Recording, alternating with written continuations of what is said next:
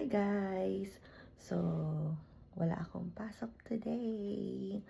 So, actually, nag-leave ako today and tomorrow. So, tara, gawa tayo ng kape. So, binili ko to sa 7-Eleven na blendy stick. So, tatry natin ito. Actually, na ano ko na to. So, wala yung laman. And then, ayan yung itsura niya. So, gawa na tayo ng kape. So, guys, ayan, lagyan natin. And then, gamit natin yung ating Keurig. Okay. Ito yung ginagamit ko, guys. Para di na ako nag-iinit ng hot water. Ayan. So, kunti lang yung water.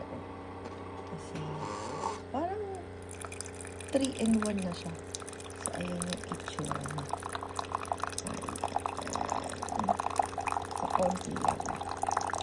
And then, haluin natin.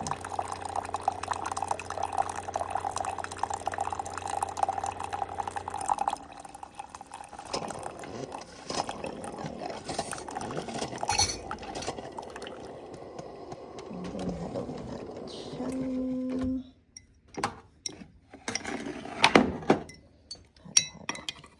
So, yung mug natin may stain na ng coffee. Kasi ito na yung lagi kong ginagamit. So, ayan. Okay, so, inumin na natin ang ating coffee.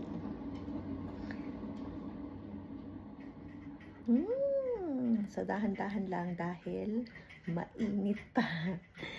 So, alright guys. Thank you guys for watching. Bye guys.